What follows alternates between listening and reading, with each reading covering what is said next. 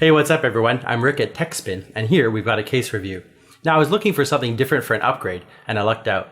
Specifically, I wanted a case that was mid-sized, had a clear window, and wasn't black. So this case is made by SADES, a relatively new player in the case market. This is the SADES Horus, a mid-sized tower case making a bold entry and a part of SADES' new line of cases. Alright. This case is aimed directly at the budget case market, and given its great looks, you may be wondering what exactly you'll be getting for the list price of 1190 NT or $37. Woohoo! SADES is following market trends by offering 3 colors for the case, one all blacked out with a darker tinted window, and another in white. This one comes in red, and the look makes an impact, especially paired with SADES' own Scarab fans. The company is going with an Egyptian theme for its products, and it's pretty catchy. The unit stands 43 centimeters tall by 38 long and 19 wide. It's light but a sturdy steel construction, weighing in at only 4.3 kilograms or 9.5 pounds. The front of the case certainly has impact and allows you to install 3 fans for intake, and as they are so prominently displayed, you'll need to pick ones that complement your build. I did look at other fans for the build, but to be really honest, I fell in love with the Scarabs, no lie. For airflow, the fans pull a good amount of air in.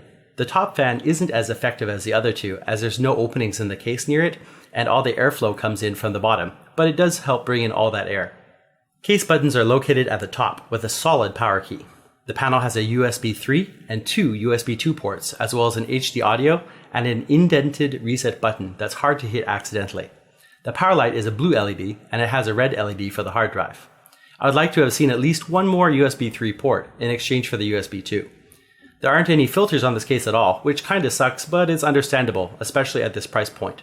For me, I would have gladly paid more to have at least a front filter. The case is really future styled, so with that in mind, there's no optical drive base. The front of the case is one solid piece with dark tinted plastic. To install the fans, you'll need to carefully pry it away from the chassis by pushing on the circular plastic clips holding it on. Mounting the front fans is best done first, as you'll need to screw them on from inside the case, and the ones in the back are tricky with hardware in the way. Wiring runs down through a very small opening to the PSU cover. I had some difficulty getting in the Scarab fan Molex connectors through the opening. There's wires coming out midway from the connector and it barely makes it through, and the USB 3.0 header was also a tight fit. Talking about the USB 3.0, the port wiring requires you to bend back the wiring and feed it over the top, so this could have been done better. The USB 3.0 and the front panel wiring needs to go over the top fan and pokes out through the handle light cutout. From there, getting the front piece back on is kinda challenging. Making the wires coming down fit into the area without help is harder than it needs to be. The front panel wiring always seems to sway into the circular fan cutouts as you try to assemble it. I really wish there were some plastic guide rods and clips to help. The first try here, the wire came out into the top circle right as I closed it, so I had to open it and do it all again.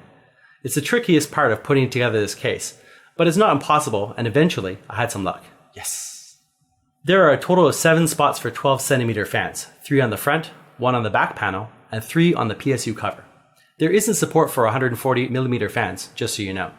The case supports 240mm rads mounted behind the front fans or on top of the PSU cover. Fan placement on the PSU cover gets close to the ATX sized motherboard, and you need to be careful how you do your runs. Fan installation wasn't hard using the supplied long bolts. I'm planning on doing a 240 AIO, so now I'm leaving 2 spots empty for now. The power supply cover is riveted in and not removable, and it does have cutouts for cable management. Since there's 3 fan spots on the cover, I was wondering why the website didn't state support for 360mm radiators, but I can see that with the typical 30cm or 12-inch hose length with most AIOs, it won't reach the 14 or so inches required to make the right side. You may be able to make it work though, depending on your setup. The solid one-piece top looks beautiful and makes for a more rigid case. If you need to do a 360 AIO, you'd either need to mod the tubing or look at a higher priced model in SADES lineup, which do have top vents. Taking off the case sides is easy, and putting them back on is easier than most cases I've worked with. The case side clearance on the right of the case I found is just a little bit small for typical 24-pin power supply cables. An extra few millimeters here would have helped. Now as for the front side, the window is transparent and barely tinted. It's really great for showing off your rig. The window measures 10.5 inches wide by 12.5 tall, or 27 by 32 centimeters, diagonally measuring 16 inches total.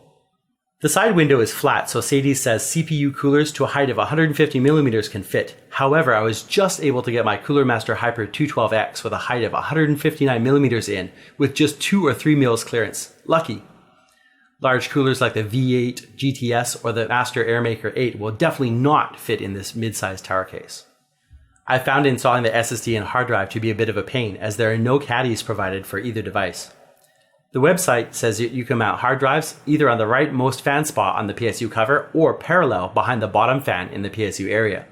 The mounts are for 45 by 95 millimeter bottom mount screw spacing, so newer drives like my Hitachi 6TB 128 meg 7200 RPM drive with its 87 by 95 spacing had me scratching my head.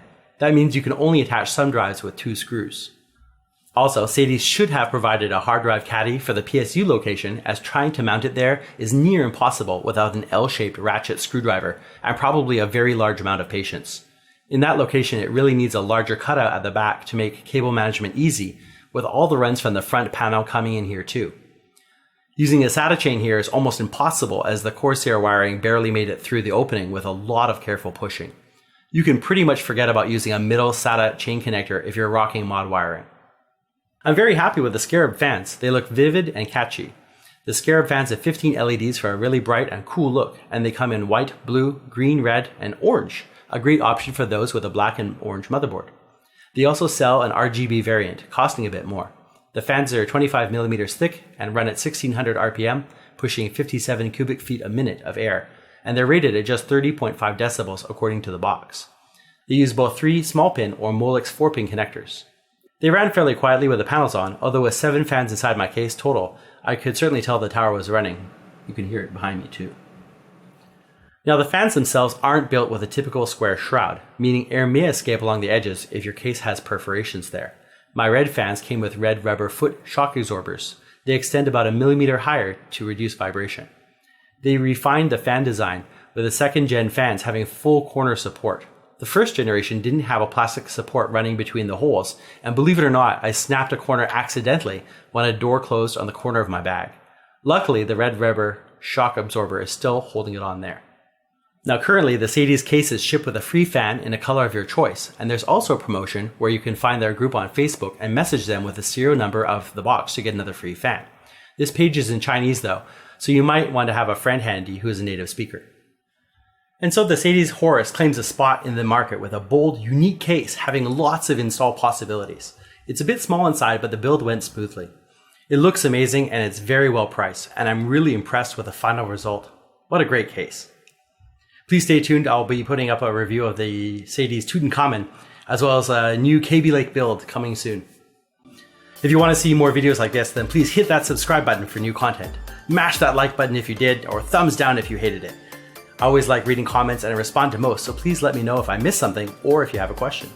And don't forget to let me know what you'd like to see next. Thank you very much for watching. Catch you all really soon. Bye for now.